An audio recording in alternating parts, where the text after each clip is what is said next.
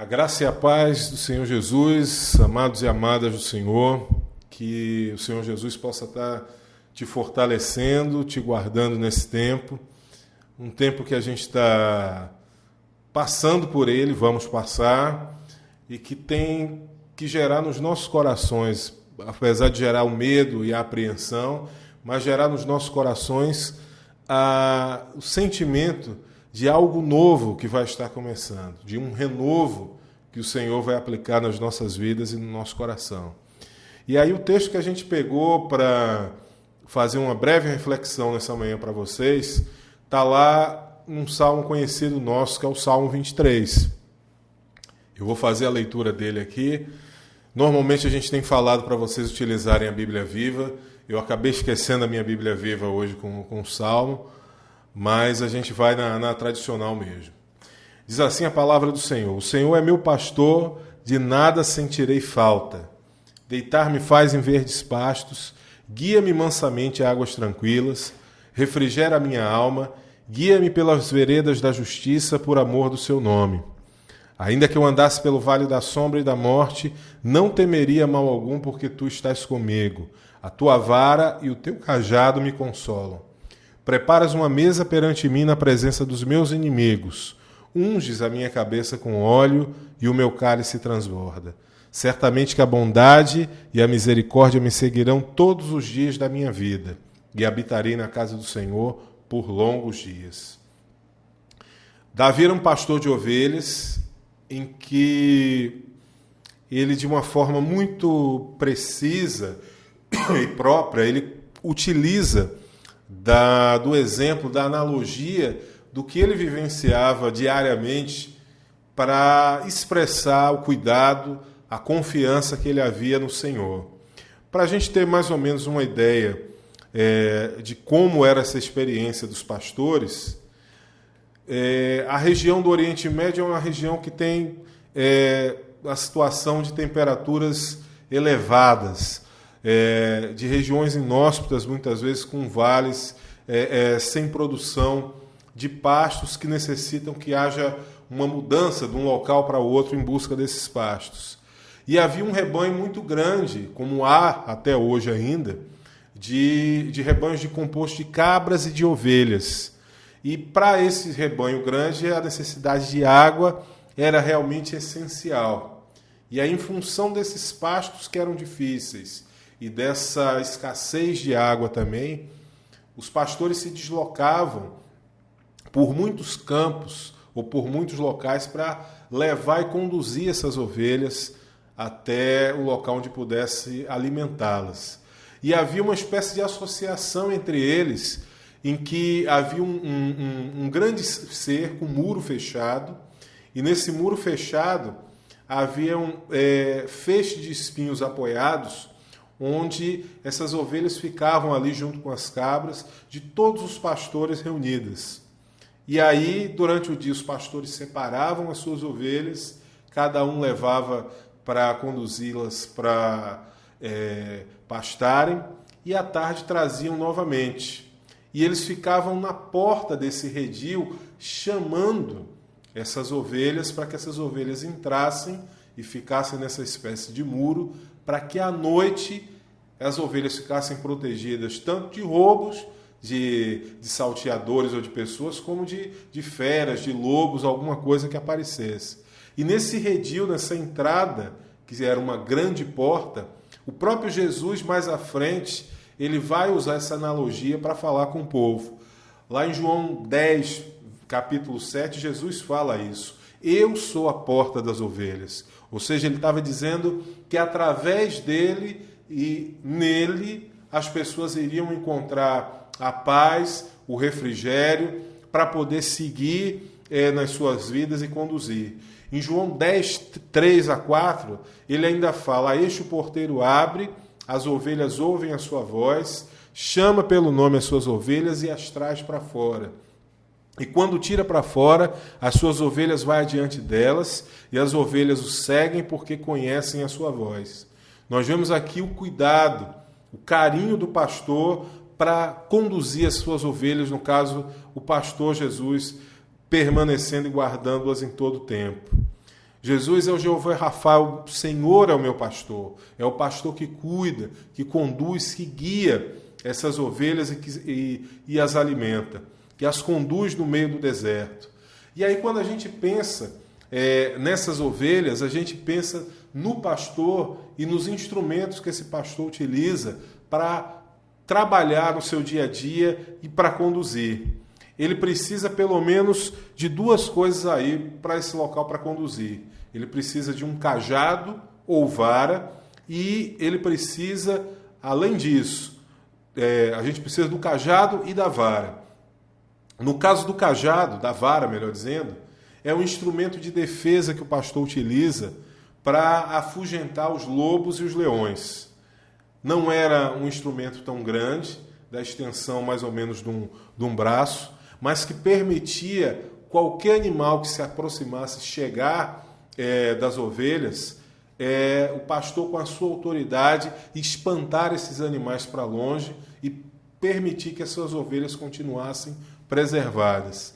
Trazendo essa analogia para nós, o pastor tem essa autoridade através da palavra. O pastor Jesus, através da sua palavra, nos protege e nos guarda. Essa palavra que nos traz conforto, essa palavra que nos traz refrigério, essa palavra que nos traz esperança, a palavra que nos traz alegria, que nos traz proteção contra as tristezas do dia a dia, contra os dissabores, contra os erros e batalhas que a gente enfrenta, contra as inimizades que são criadas muitas vezes quando nós nem imaginamos ou desejamos isso.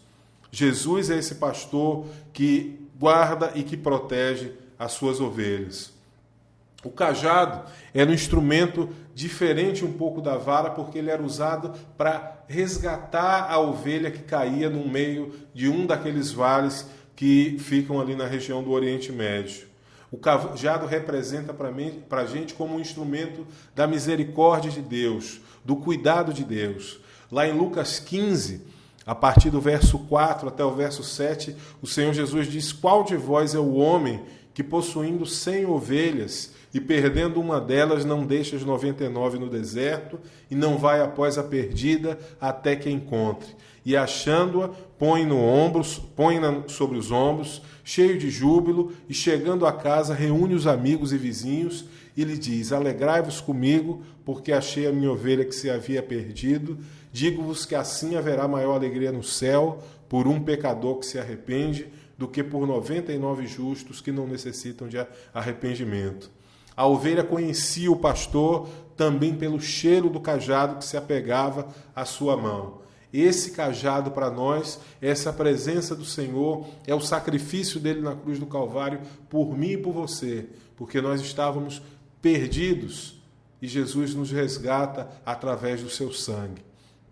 O bom pastor não permite que as suas ovelhas fiquem feridas. É o que o próprio Salmo 23 vai dizer: preparas uma mesa perante mim na presença dos meus inimigos, unges a minha cabeça com óleo e o meu cálice transborda. Nós já vimos aqui dois instrumentos que o pastor utilizava na condução do seu dia a dia: a vara e o cajado.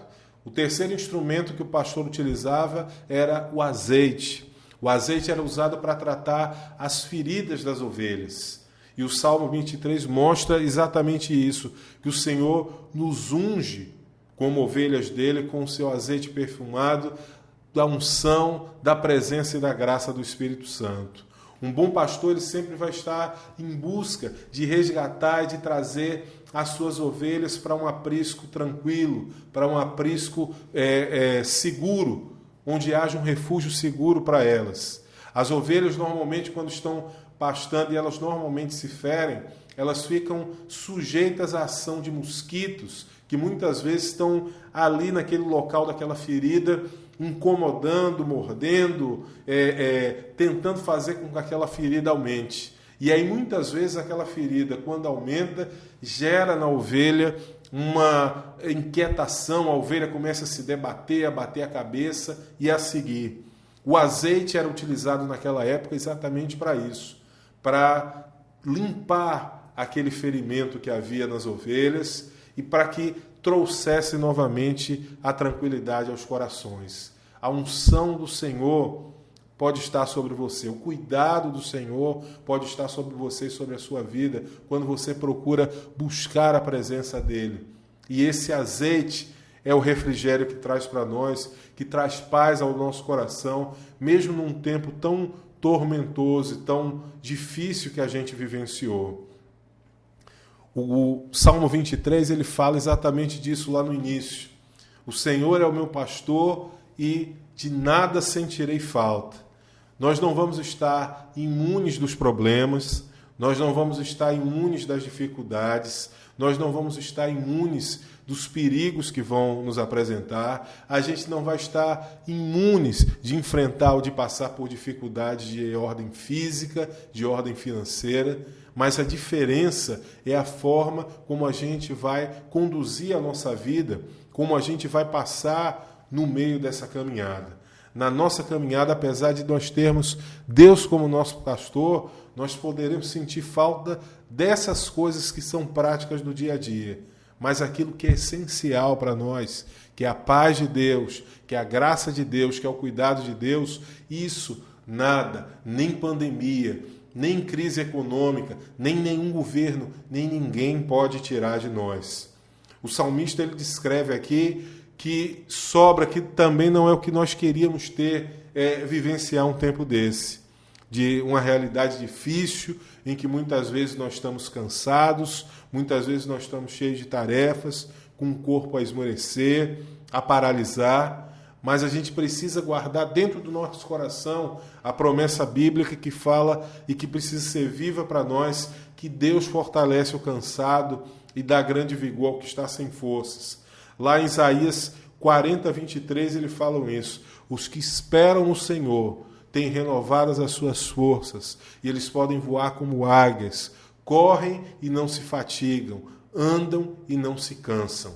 Quando nós confiamos no Senhor, quando nós colocamos e depositamos diante dele o nosso cansaço, quando nós colocamos diante dele a nossa queixa, as nossas limitações, as nossas energias são renovadas, porque o Senhor assim o faz para que a gente possa prosseguir e seguir.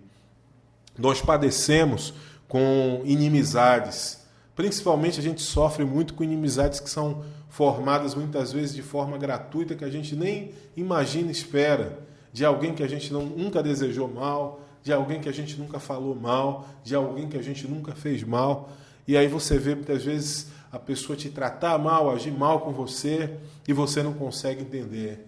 Nós somos julgados, somos condenados muitas vezes, e isso tudo nos enfraquece, isso tudo nos entristece. Mas nós precisamos guardar dentro do nosso coração esse azeite e passar esse azeite do Senhor no nosso coração e na nossa vida, para que a sombra ou a mancha da perturbação, do ódio, a sombra e a mancha da perturbação, da raiva, da inveja, do ressentimento, da amargura, não venham fazer presente dentro de nós, mas que venham mudar o nosso coração e a nossa caminhada. Nós somos injustiçados, muitas vezes nas nossas relações pessoais, nas nossas relações na igreja, nas nossas relações profissionais, mas saiba que Deus conduz e olha por você em todo tempo. Isaías fala isso: eu te chamei pelo meu nome, pelo seu nome. Deus te chama pelo seu nome. Deus conhece cada aspecto da sua vida. Deus conhece cada uma das suas necessidades. Deus conhece aquilo que tem gerado no seu coração intranquilidade, incerteza, ansiedade. E nesse tempo você precisa voltar o seu olhar para Deus, buscar a presença de Deus e não se deixar abater pela desesperança ou por aquilo que a gente não espera.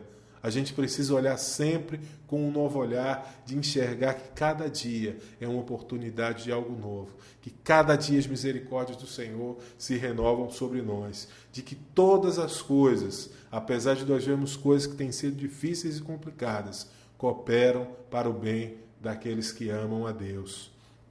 Nada nos falta quando nós paramos de falar sobre Deus para nós falarmos com Deus. Olha a diferença. Nada vai nos faltar quando nós paramos de falar sobre Deus e passamos a falar com Deus. A gente tem vivido um tempo em que Deus tem sido apresentado de muitas formas e de muitas maneiras. Muitas vezes, um Deus gênio da lâmpada, que vai atender às nossas necessidades quando a gente cumpre alguma etapa. Quem somos nós para cumprirmos ou para merecermos alguma coisa de Deus? O salmista refere-se ao Senhor como um toque de impessoalidade, quando, a partir do verso 4 até o verso 6, quando ele fala: ainda que eu andasse pelo vale da sombra e da morte, não temeria mal algum, porque tu estás comigo, a tua vara e o teu cajado me consolam. Deus está presente na nossa vida e a gente ouve falar muito sobre Ele, mas a gente precisa viver Ele, conhecer mais dEle e falar com Ele. Ele quer conhecer mais de nós através da nossa boca.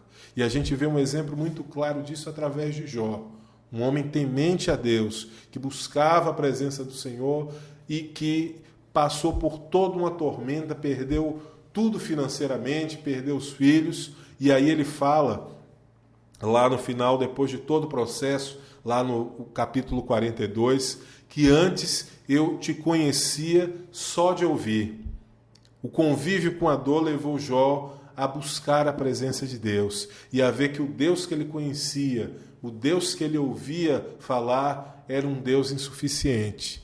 E muitas vezes Deus tem sido insuficiente para nós, não porque porque ele seja menos poderoso, mas é porque nós não temos buscado da forma como deveríamos buscar. Não temos aberto o nosso coração para entendermos esse propósito. E aí não tem a ver com religiosidade. Eu sempre tenho falado isso para vocês. Espiritualidade é uma coisa, religiosidade é outra.